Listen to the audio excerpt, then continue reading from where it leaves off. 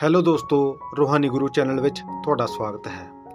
ਇੱਕ ਵਾਰ ਦੀ ਗੱਲ ਹੈ ਕਿ ਇੱਕ ਬੌਧ ਭਿਕਸ਼ੂ ਤੇ ਉਹਨਾਂ ਦਾ ਸ਼ਿਸ਼ ਪਿੰਡ ਘੁੰਮ ਕੇ ਧਰਮ ਦਾ ਸੰਦੇਸ਼ ਦਿਆ ਕਰਦੇ ਸੀ। ਇੱਕ ਵਾਰ ਜਦੋਂ ਉਹ ਇੱਕ ਪਿੰਡ ਵਿੱਚੋਂ ਧਰਮ ਦਾ ਸੰਦੇਸ਼ ਦੇ ਕੇ ਚੱਲਣ ਹੀ ਵਾਲੇ ਸੀ, ਉਦੋਂ ਹੀ ਜ਼ੋਰਾਂ ਦਾ ਮੀਂਹ ਪੈਣ ਲੱਗ ਗਿਆ।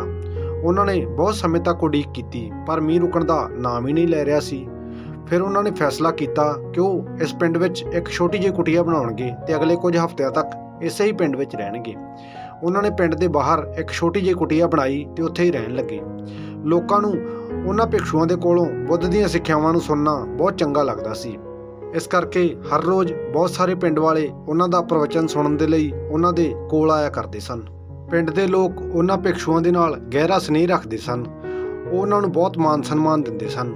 ਉਹ ਉਹਨਾਂ ਦੇ ਖਾਣ ਪੀਣ ਦਾ ਪ੍ਰਬੰਧ ਵੀ ਕਰਦੇ ਸਨ ਤੇ ਬਹੁਤ ਸਾਰੇ ਪਿੰਡ ਵਾਲੇ ਲੋਕ ਉਹਨਾਂ ਦਾ ਉਪਦੇਸ਼ ਸੁਣਨ ਤੋਂ ਬਾਅਦ ਉਹਨਾਂ ਨੂੰ ਉਪਹਾਰ ਵੀ ਦੇ ਕੇ ਜਾਂਦੇ ਸਨ। ਇਸ ਤਰੀਕੇ ਨਾਲ ਬਹੁਤ ਦਿਨਾਂ ਤੱਕ ਉਹ ਬੌਧ ਭਿਕਸ਼ੂ ਤੇ ਉਹਨਾਂ ਦਾ ਸ਼ਿਸ਼ ਉਸ ਪਿੰਡ ਵਿੱਚ ਠਹਿਰੇ ਰਹੇ। ਤੇ ਫਿਰ ਇੱਕ ਦਿਨ ਅਚਾਨਕ ਬੌਧ ਭਿਕਸ਼ੂ ਨੇ ਆਪਣੇ ਸ਼ਿਸ਼ ਨੂੰ ਕਿਹਾ ਕਿ ਅਸੀਂ ਬਹੁਤ ਦਿਨਾਂ ਤੋਂ ਇਸ ਪਿੰਡ ਵਿੱਚ ਰੁਕੇ ਹੋਏ ਹਾਂ, ਹੁਣ ਸਾਨੂੰ ਇੱਥੋਂ ਚੱਲਣਾ ਚਾਹੀਦਾ ਹੈ। ਇਹ ਸੁਣ ਕੇ ਸ਼ਿਸ਼ ਨੇ ਕਿਹਾ, ਪਰ ਕਿਉਂ ਗੁਰੂ ਜੀ, ਅਸੀਂ ਇੰਨੇ ਵਧੀਆ ਤਾਂ ਰਹਿ ਰਹੇ ਹਾਂ। ਇੱਥੋਂ ਦੇ ਲੋਕ ਕਿੰਨੇ ਚੰਗੇ ਹਨ, ਸਾਨੂੰ ਇੰਨਾ ਮਾਨ ਸਨਮਾਨ ਦਿੰਦੇ ਹਨ, ਇੰਨੇ ਉਪਹਾਰ ਦਿੰਦੇ ਹਨ। ਕਿਉਂ ਨਾ ਅਸੀਂ ਇੱਥੇ ਕੁਝ ਦਿਨ ਹੋਰ ਰੁਕ ਜਾਈਏ, ਫਿਰ ਇੱਥੋਂ ਚਲੇ ਜਾਵਾਂਗੇ। ਉਦੋਂ ਤੱਕ ਸਾਡੇ ਕੋਲ ਬਹੁਤ ਸਾਰੀ ਦਾਨ ਦਕਸ਼ਣਾ ਤੇ ਉਪਹਾਰ ਵੀ ਇਕੱਠੇ ਹੋ ਜਾਣਗੇ। ਸ਼ਿਸ਼ ਦੇ ਮੂੰਹੋਂ ਐਸੀ ਗੱਲ ਸੁਣਨ ਤੋਂ ਬਾਅਦ ਗੁਰੂ ਨੇ ਕਿਹਾ, ਨਹੀਂ, ਹੁਣ ਅਸੀਂ ਇੱਥੇ ਹੋਰ ਨਹੀਂ ਰੁਕ ਸਕਦੇ। ਅਸੀਂ ਇੱਥੇ ਪਹਿਲਾਂ ਹੀ ਬਹੁਤ ਦਿਨਾਂ ਤੱਕ ਰੁਕ ਚੁੱਕੇ ਹਾਂ। ਅਸੀਂ ਧਨ ਤੇ ਉਪਹਾਰਾਂ ਨੂੰ ਇਕੱਠੇ ਕਰਕੇ ਵੀ ਕੀ ਕਰਨਾ ਹੈ। ਇਹ ਚੀਜ਼ਾਂ ਸਾਡੇ ਭਿਕਸ਼ੂਆਂ ਦੇ ਕਿਸੇ ਕੰਮ ਦੀਆਂ ਨਹੀਂ ਹਨ। ਸਾਨੂੰ ਇਹਨਾਂ ਦੇ ਨਾਲ ਲਗਾਓ ਵੀ ਨਹੀਂ ਰੱਖਣਾ ਚਾਹੀਦਾ। ਅਸੀਂ ਤਾਂ ਤਿਆਗ ਦੇ ਰਾਹ ਤੇ ਚੱਲੇ ਹਾਂ, ਫਿਰ ਅਸੀਂ ਇਸ ਧਨ ਦਾ ਕੀ ਕਰਨਾ ਹੈ।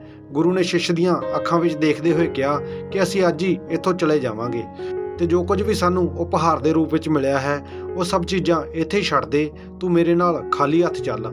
ਸ਼ਿਸ਼ ਤਾਂ ਉਹ ਸਾਰੇ ਉਪਹਾਰ ਆਪਣੇ ਨਾਲ ਲੈ ਕੇ ਜਾਣਾ ਚਾਹੁੰਦਾ ਸੀ, ਪਰ ਉਹ ਗੁਰੂ ਦੀ ਆਗਿਆ ਦਾ ਉਲੰਘਣ ਵੀ ਨਹੀਂ ਕਰ ਸਕਦਾ ਸੀ। ਇਸ ਲਈ ਉਹ ਚਾਂਦੀ ਦੇ ਕੁਝ ਸਿੱਕੇ ਬਿਨਾਂ ਗੁਰੂ ਨੂੰ ਦੱਸੇ ਆਪਣੇ ਕੱਪੜਿਆਂ ਦੀ ਪੋਟਲੀ ਵਿੱਚ ਛੁਪਾ ਕੇ ਲੈ ਗਿਆ। ਜਿਵੇਂ ਹੀ ਉਹ ਉਸ ਪਿੰਡ ਤੋਂ ਚੱਲੇ ਤਾਂ ਰਸਤੇ ਵਿੱਚ ਇੱਕ ਨਦੀ ਆਈ। ਉਹ ਜਿਸ ਪਿੰਡ ਵਿੱਚ ਧਰਮ ਉਪਦੇਸ਼ ਦੇ ਲਈ ਜਾਣਾ ਚਾਹੁੰਦੇ ਸੀ, ਉਸ ਪਿੰਡ ਵਿੱਚ ਪਹੁੰਚਣ ਦੇ ਲਈ ਉਹਨਾਂ ਨੂੰ ਨਦੀ ਨੂੰ ਪਾਰ ਕਰਨਾ ਪੈਣਾ ਸੀ। ਤੇ ਜਦੋਂ ਉਹ ਨਦੀ ਦੇ ਕਿਨਾਰੇ ਪਹੁੰਚੇ ਤਾਂ ਉੱਥੇ ਇੱਕ ਕਿਸ਼ਤੀ ਵਾਲਾ ਬੈਠਾ ਸੀ। ਉਸਨੇ ਦੋਹਾਂ ਭਿਕਸ਼ੂਆਂ ਨੂੰ ਦੇਖਦੇ ਹੀ ਕਿਹਾ ਕਿ ਮੈਂ ਤੁਹਾਨੂੰ ਇਹ ਨਦੀ ਪਾਰ ਕਰਵਾ ਦਿੰਦਾ ਹਾਂ।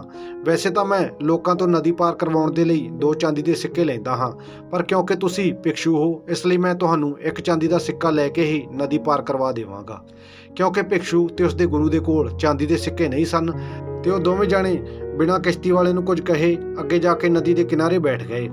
ਹਾਲਾਂਕਿ ਸ਼ਿਸ਼ ਨੇ ਬਹੁਤ ਸਾਰੇ ਚਾਂਦੀ ਦੇ ਸਿੱਕੇ ਆਪਣੀ ਪੋਟਲੀ ਵਿੱਚ ਛੁਪਾ ਰੱਖੇ ਸੀ, ਪਰ ਉਹ ਉਹਨਾਂ ਨੂੰ ਕੱਢ ਨਹੀਂ ਸਕਦਾ ਸੀ ਕਿਉਂਕਿ ਉਸ ਨੂੰ ਡਰ ਸੀ ਕਿ ਗੁਰੂ ਜੀ ਗੁੱਸੇ ਹੋ ਜਾਣਗੇ। ਇਸ ਲਈ ਉਹ ਵੀ ਗੁਰੂ ਦੇ ਨਾਲ ਇਹ ਸੋਚ ਕੇ ਚੁੱਪਚਾਪ ਬੈਠਾ ਰਿਹਾ ਕਿ ਦੇਖਦਾ ਹਾਂ ਗੁਰੂ ਜੀ ਬਿਨਾਂ ਸਿੱਕਿਆਂ ਤੋਂ ਨਦੀ ਕਿਵੇਂ ਪਾਰ ਕਰਦੇ ਹਨ। ਪਰ ਗੁਰੂ ਜੀ ਇਹ ਸੋਚ ਕੇ ਨਦੀ ਦੇ ਕਿਨਾਰੇ ਬੈਠੇ ਹੋਏ ਸੀ ਕਿ ਹੋ ਸਕਦਾ ਹੈ ਕੁਝ ਦੇਰ ਬਾਅਦ ਇਹ ਕਿਸ਼ਤੀ ਵਾਲਾ ਹੀ ਬਿਨਾਂ ਸਿੱਕਿਆਂ ਦੇ ਉਹਨਾਂ ਨੂੰ ਨਦੀ ਪਾਰ ਕਰਵਾ ਦੇਵੇ, ਜਾਂ ਫਿਰ ਜਿਸ ਪਿੰਡ ਤੋਂ ਉਹ ਹੁਣੇ ਹੀ ਆਏ ਹਨ ਉਸ ਪਿੰਡ ਦਾ ਕੋਈ ਬੰਦਾ ਉੱਥੋਂ ਗੁਜ਼ਰੇ ਤੇ ਉਹਨਾਂ ਦੇ ਹਿੱਸੇ ਦਾ ਕਿਰਾਇਆ ਦੇ ਕੇ ਉਹਨਾਂ ਨੂੰ ਨਦੀ ਪਾਰ ਕਰਵਾ ਦੇਵੇ। ਪਰ ਨਾ ਤਾਂ ਕਿਸ਼ਤੀ ਵਾਲੇ ਨੇ ਕੁਝ ਕਿਹਾ ਤੇ ਨਾ ਹੀ ਉਸ ਪਿੰਡ ਦਾ ਕੋਈ ਬੰਦਾ ਉੱਥੋਂ ਗੁਜ਼ਰਿਆ। ਬੈਠੇ ਬੈਠੇ ਸ਼ਾਮ ਹੋ ਗਈ, ਪਰ ਨਾ ਤਾਂ ਡਰ ਦੇ ਮਾਰੇ ਸ਼ਿਸ਼ ਨੇ ਆਪਣੀ ਪੋਟਲੀ ਵਿੱਚੋਂ ਸਿੱਕੇ ਕੱਢੇ ਤੇ ਨਾ ਉਹ ਕਿਸ਼ਤੀ ਵਾਲਾ ਬਿਨਾਂ ਸਿੱਕਿਆਂ ਦੇ ਉਹਨਾਂ ਨੂੰ ਨਦੀ ਪਾਰ ਕਰਵਾਉਣ ਦੇ ਲਈ ਤਿਆਰ ਹੋਇਆ। ਹਨੇਰਾ ਹੋਣ ਲੱਗਾ ਸੀ ਤੇ ਉਹ ਅਜੇ ਵੀ ਬੈਠੇ ਹੋਏ ਸੀ। ਇਹ ਦੇਖ ਕੇ ਕਿਸ਼ਤੀ ਵਾਲੇ ਨੇ ਉਹਨਾਂ ਨੂੰ ਡਰਾਉਣ ਦੀ ਕੋਸ਼ਿਸ਼ ਕੀਤੀ। ਉਸਨੇ ਕਿਹਾ ਕਿ ਰਾਤ ਹੋਣ ਵਾਲੀ ਹੈ, ਰਾਤ ਵੇਲੇ ਤੁਹਾਡਾ ਇੱਥੇ ਰੁਕਣਾ ਖਤਰਨਾਕ ਹੈ, ਕਿਉਂਕਿ ਬਹੁਤ ਸਾਰੇ ਖੂੰਖਾਰ ਜੰਗਲੀ ਜਾਨਵਰ ਰਾਤ ਵੇਲੇ ਇਸ ਨਦੀ 'ਚੋਂ ਪਾਣੀ ਪੀਣ ਦੇ ਲਈ ਆਉਂਦੇ ਹਨ ਤੇ ਤੁਹਾਡੇ ਨਾਲ ਕੁਝ ਵੀ ਹੋ ਸਕਦਾ ਹੈ। ਇਸ ਲਈ ਜਾਂ ਤਾਂ ਤੁਸੀਂ ਜਿੱਥੋਂ ਆਏ ਹੋ ਉੱਥੇ ਵਾਪਸ ਚਲੇ ਜਾਓ, ਜਾਂ ਫਿਰ ਮੈਨੂੰ ਸਿੱਕੇ ਦੇ ਕੇ ਨਦੀ ਪਾਰ ਕਰ ਲਓ। ਤੇ ਵੈਸੇ ਵੀ ਹੁਣ ਮੈਂ ਜਾਣ ਹੀ ਵਾਲਾ ਹਾਂ, ਜੇ ਤੁਸੀਂ ਨਦੀ ਪਾਰ ਕਰਨੀ ਹੈ ਤਾਂ ਦੱਸੋ, ਨਹੀਂ ਤਾਂ ਮੈਂ ਚੱਲਿਆ। ਜਿਵੇਂ ਹੀ ਗੁਰੂ ਦੇ ਸ਼ਿਸ਼ ਨੇ ਕਿਸ਼ਤੀ ਵਾਲੇ ਤੋਂ ਖਤਰੇ ਦੀ ਗੱਲ ਸੁਣੀ ਤਾਂ ਉਹ ਬਹੁਤ ਡਰ ਗਿਆ। ਉਸਨੇ ਤੁਰੰਤ ਹੀ ਆਪਣੀ ਪੋਟਲੀ ਦੇ ਵਿੱਚੋਂ 2 ਸਿੱਕੇ ਕੱਢੇ ਤੇ ਕਿਸ਼ਤੀ ਵਾਲੇ ਨੂੰ ਦਿੰਦੇ ਹੋਏ ਕਿਹਾ ਕਿ ਕਿਰਪਾ ਕਰਕੇ ਸਾਨੂੰ ਨਦੀ ਪਾਰ ਕਰਵਾ ਦਿਓ। ਕਿਸ਼ਤੀ ਵਾਲੇ ਨੇ ਸਿੱਕੇ ਲੈ ਕੇ ਉਹਨਾਂ ਨੂੰ ਨਦੀ ਪਾਰ ਕਰਵਾ ਦਿੱਤੀ। ਨਦੀ ਪਾਰ ਕਰਨ ਤੋਂ ਬਾਅਦ ਗੁਰੂ ਨੇ ਸ਼ਿਸ਼ ਨੂੰ ਕਿਹਾ ਕਿ ਜਦੋਂ ਮੈਂ ਤੈਨੂੰ ਕਿਹਾ ਸੀ ਕਿ ਕੁਝ ਵੀ ਨਹੀਂ ਲੈ ਕੇ ਜਾਣਾ, ਕੁਝ ਵੀ ਲੈਣ ਤੋਂ ਤੈਨੂੰ ਮਨਾ ਕੀਤਾ ਸੀ, ਤਾਂ ਤੂੰ ਇਹ ਚਾਂਦੀ ਦੇ ਸਿੱਕੇ ਕਿਉਂ ਲੈ ਕੇ ਆਇਆ? ਤੂੰ ਮੇਰੀ ਗੱਲ ਕਿਉਂ ਨਹੀਂ ਮੰਨੀ? ਤਾਂ ਸ਼ਿਸ਼ ਨੇ ਗੁਰੂ ਨੂੰ ਕਿਹਾ ਕਿ ਜੇਕਰ ਸਾਡੇ ਕੋਲ ਇਹ ਸਿੱਕੇ ਨਾ ਹੁੰਦੇ ਤਾਂ ਅਸੀਂ ਬਹੁਤ ਵੱਡੀ ਮੁਸੀਬਤ ਵਿੱਚ ਪੈ ਸਕਦੇ ਸੀ। ਰਾਤ ਦਾ ਸਮਾਂ ਸੀ, ਕੁਝ ਵੀ ਹੋ ਸਕਦਾ ਸੀ।